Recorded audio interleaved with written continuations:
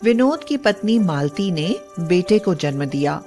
दोनों बहुत खुश थे, लेकिन मालती अपनी जेठानी उमा को लेकर बहुत दुखी थी। शादी के 12 साल बाद भी उनकी कोई संतान नहीं थी। मालती विनोद से कहती है, सुनो जी, मैं ये कहना चाहती थी कि हम अपने बेटे को उमा दीदी को गोद दे दें। इस पर विनोद बोला, लेकिन हम अपना बच्चा कैसे दे सकते हैं? देखो जी, हम 4 बच्चों का खर्चा कैसे उठाएंगे? पहले से ही 2 बेटियां और 1 बेटा है, और अब ये आप सब्जी बेचकर कितना कमा लोगे? मेरी बात मान लो, ये बेटा दीदी को दे दो। हाँ, वैसे तो सही कह रही हो। मेरा काम भी कोई बड़ा नहीं है। भैया तो बैंक में है, हमारे एक बेटे का भविष्य तो बन ही जाएगा। चलो ठीक है, दे देते हैं। अरे बेटा तो फिर भी हमारा ही रहेगा। भैया भाभी से आज ही बात करता हूँ। विनोद अपने भैया और भाभी के सामने बात रखता है। भैया, अपनी छाती पर पत्थर रखकर मैंने ये फैसला लिया है। भाभी, मेरा ये बेटा आप गोद ले लो। रवि और उमा बहुत खुश हुए। उनकी तो मुराद पूरी हो गई। लेकिन देवर जी, ये बात हम लोगों के बीच में ही रहनी चाहिए। बच्चों को इस बात का कभी नहीं पता चलना चाहिए। ठीक है भाभी जी, मैं वादा करता हूँ किसी को कभी भी कुछ पता नहीं चलेगा। अब एक बेटा विनोद के पास था और एक रवि के पास। विनोद बेचारा रेडी पर गली गली में सब्जी बेचकर घर का खर्चा चलाता था और रवि बैंक में मैनेजर था। विनोद के बेटे का नाम आयुष था और रवि के बेटे का नाम था चिराग। दोनों बच्चों की परवरिश अलग अलग माहौल में होने लगी। चिराग को किसी चीज की कमी नहीं थी। रवि ने उसे अच्छे स्कूल में पढ़ाया, लेकिन आयुष, वह बेचारा सरकारी स्कूल में ही पढ़ा। आयुष हमेशा चिराग के पुराने कपड़े और जूते चप्पल पहनता था।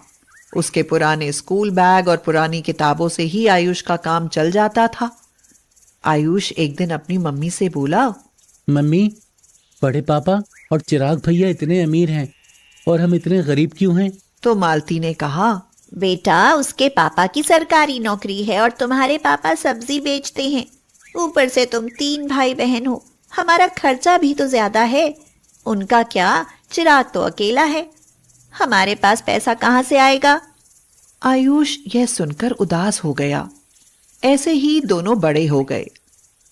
चिराग पढ़ लिखकर सरकारी नौकरी की तैयारी कर रहा था।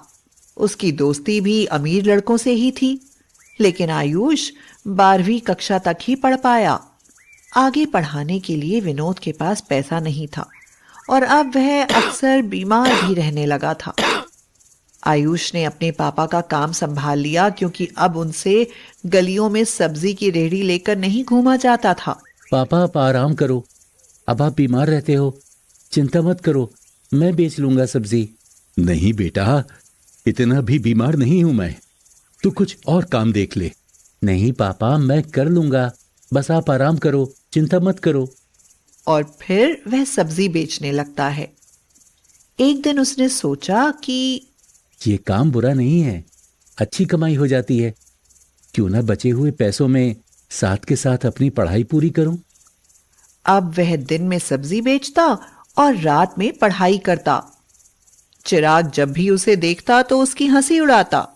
अरे भाई, तुझे कोई और काम नहीं मिला या पूरी जिंदगी ये सब्जी की रेहड़ी खींचते रहोगे? तुम्हें तो अपना भाई बताने में भी शर्म आती है। साथ में चिराग के दोस्त भी उसकी हंसी उड़ाते थे। चिराग को हमेशा आदत थी कि वह अपनी सारी चीजों की तारीफ खुद ही करता रहता था। अरे आयुष, ये देख, मेरी शर्ट 2000 रुपए की है। यार, तेरे तो मजे हैं, कुछ दिन मैं पहन लूं, मेरा मन भरने के बाद तो तुझे ही पहननी है। भैया, आप अब मुझे अपने कपड़े मत देना, अब मैं काम करने लगा हूं, मैं नहीं खरीद लूंगा। तेरी कमाई इतनी नहीं है जो तू इतनी महंगी कमीज खरीदेगा। रवि ने अपने बेटे को इस तरह की बातें करते सुन लिया। उसे बहुत दुख हुआ कि उसका बेटा ऐसी सोच रखता है।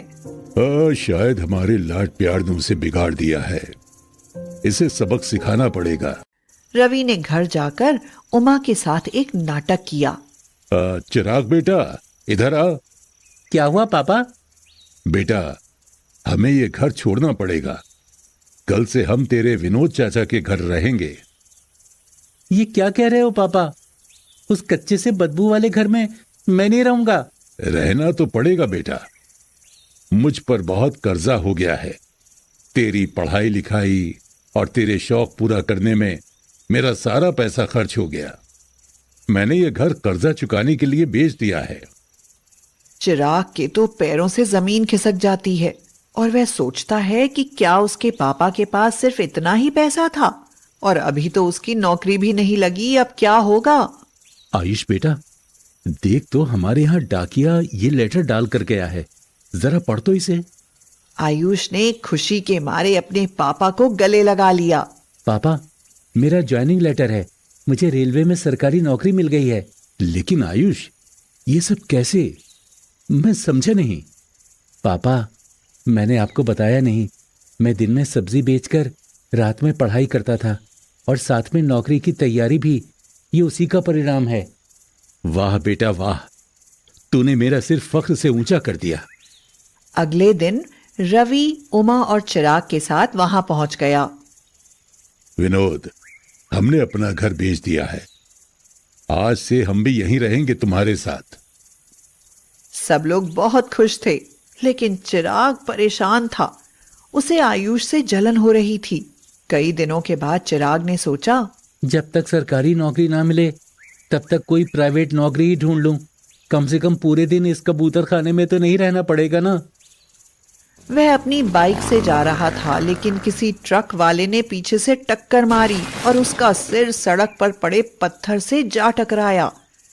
इससे वह लहूलुहान होकर बेहोश हो गया। कुछ लोग उसे हॉस्पिटल लेकर गए और उसके घर पर खबर की। आयुष, रवि और विनोद तीनों हॉस्पिटल पहुंचे। डॉक्टर ने कहा, देखिए, आप में से किसी को ब्लड ओ पॉजिटिव है तो जल्दी अंदर आइए। हमारे हॉस्पिटल में ये ब्लड ग्रुप नहीं है। खून बहुत बह चुका है। जल्दी खून नहीं चढ़ाया गया तो कुछ भी हो सकता है। उसकी जान खतरे में है। सर, मेरा ओ पॉजिटिव है, मेरा खून ले लीजिए और मेरे भाई को बचा लीजिए। डॉक्टर ने आयुष का खून चिराग को चढ़ाया। अब वह खतरे से बाहर था।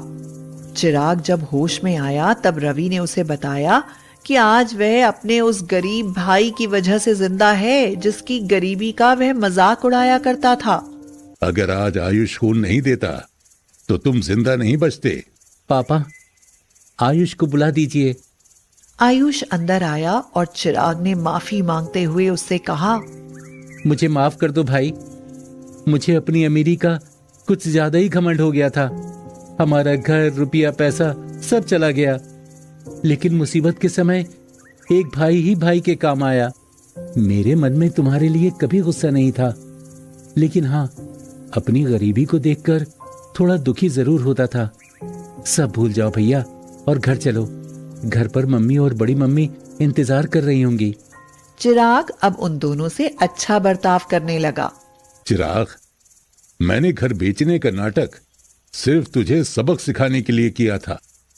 मैंने तुझे आयुष की गरीबी का मजाक उड़ाते हुए देखा था, पर तू नहीं जानता कि वो तेरा सगा भाई है। उसके माँ बाप ने हमें औलाद न होने के कारण तुझे हमें गोद दे दिया था। मैं बताना नहीं चाहता था, लेकिन तेरी उसकी गरीबी के लिए सोच देखकर मुझे ये सब कुछ बताना पड़ा। पर अब तो हाँ, सुधर गया है।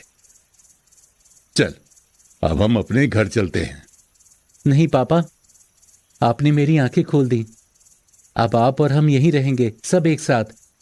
मुझे वो बड़ा घर नहीं चाहिए। शिक्षा मुसीबत के समय में पैसे नहीं, अपने काम आते हैं।